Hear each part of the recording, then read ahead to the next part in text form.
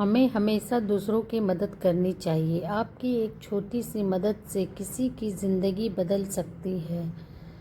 हर रोज़ की तरह गुप्ता जी स्कूटर पर सवार होकर के सुबह सुबह दफ्तर जा रहे थे। उनकी पत्नी ने कहा कि वापस आते हुए सेब ले कर के आना।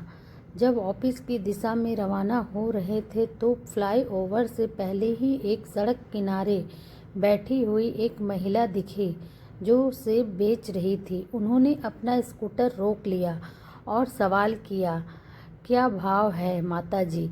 महिला ने उत्तर दिया, 40 रुपये किलो। इस पर गुप्ता जी मोल भाव पर अड़ गए। गुप्ता जी कहने लगे कि 30 रुपये प्रति किलो। माता जी ने कहना शुरू किया, 35 रुपये प्रति किलो। इस पर गुप्ता जी ने उत्तर दिया, 30 रुपये से 1 रुपये ज़्यादा नहीं दूंगा। माता जी ने कहा, बेटा इससे कम नहीं, 35 रुपये प्रति किलो ले लो ना। गुप्ता जी ने अपने स्कूटर की रेस बढ़ाई और कहा, 30 रुपये से 1 रुपये ज़्यादा नहीं मिलेगा।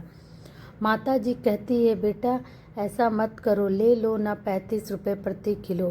गुप्ता जी ने अपने ऑफिस की दिशा में स्कूटर चलाते हुए वहां से बाहर निकल लिया और वो ऑफिस पहुंच गए। शाम को फिर से बाहर निकलते समय वो एक फल भंडार में पहुंच गए जिसमें विभिन्न फलों का विकल्प है।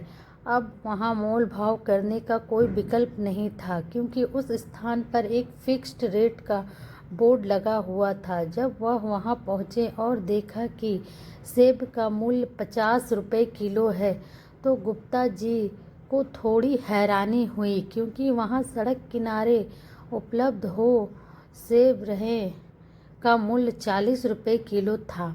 उन्हें यह लगा कि कुछ अजीब सा हो रहा है, इसलिए वह तेजी से फल भंडार के मालिक के पास गए और बोले, भाई साहब 40 रुपये किलो में दो ना।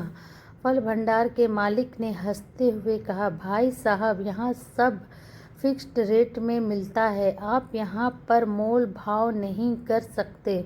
अगर आपको मोल भाव करना है तो किसी और जगह ले लो।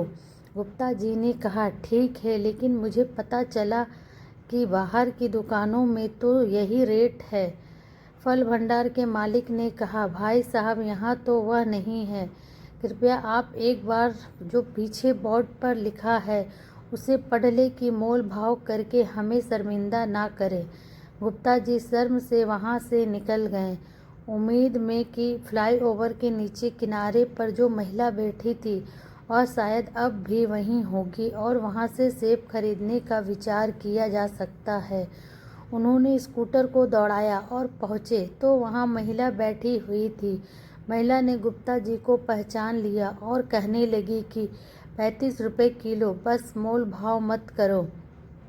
गुप्ता जी मुस्कुराए और कहा, कोई बात नहीं माता जी, आप 2 किलो सेब पैक कर दीजिए और इसके लिए मैं आपको 100 रुपये दे दूंगा।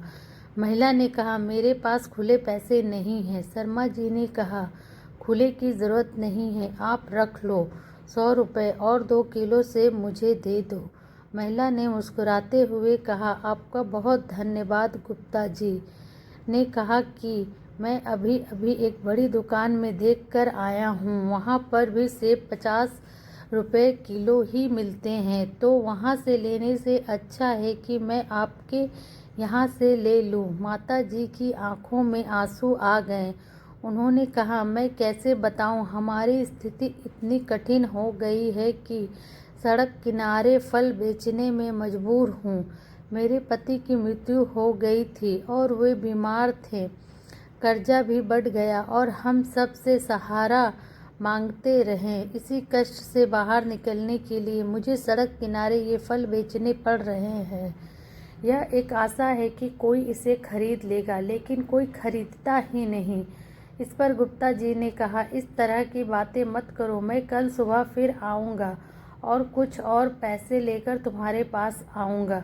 घर पहुंचकर गुप्ता जी ने अपनी पत्नी को 2 किलो सेब दे दिए और उनसे कहा, मुझे 500 रुपये का एक नोट लाकर के दे दो, कल किसी की मदद करनी है। मैडम ने पूछा, क्या हुआ, और गुप्ता जी ने उन्हें पूरी कहानी सुनाई।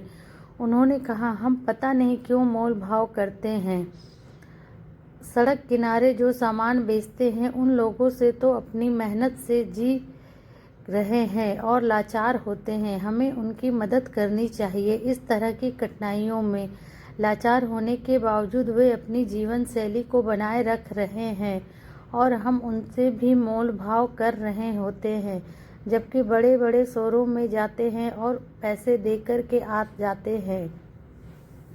अगले दिन गुप्ता जी ने माता जी के पास पहुंचकर 500 का नोट दिया और कहा, माता जी अब कर्जा चुकाना शुरू करें और फल लाना शुरू करें मंडी से। माता जी ने कहा, बेटा तुम्हारे 500 रुपये का कर्जा मैं कैसे चुकाऊंगी। गुप्ता जी ने कहा, चिंता मत करो, मैं आपसे फल खरीदता रहूँगा। ऑफिस में जाकर गुप्ता जी ने इस बात को अपने साथियों के साथ साझा किया और उन्होंने भी इस माता जी से फल खरीदने का निर्णय लिया। सभी साथियों ने मिलकर पैसे इकट्ठा किए और एक ठेला गाड़ी माता जी को खरीद कर दे दी। इससे माता जी को काफ़ी फ़ायदा हुआ और धीरे धीरे उसका धंधा भी अच्छे से चलने लगा। हमें हमेशा दूसरों की मदद करनी चाहिए। आपकी एक छोटी सी मदद से किसी की ज़िंदगी बदल सकती है। आप दूसरों की मदद करते रहिए, भगवान आपकी मदद करेगा। और मोल भाव करना बंद कीजिए।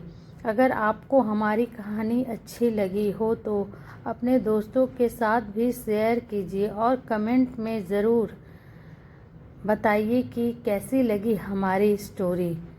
सो फ्रेंड, चैनल को प्लीज़ सब्सक्राइब कर लेना और अगर फेसबुक पर देख रहे हो तो फॉलो कर लेना। Thank you.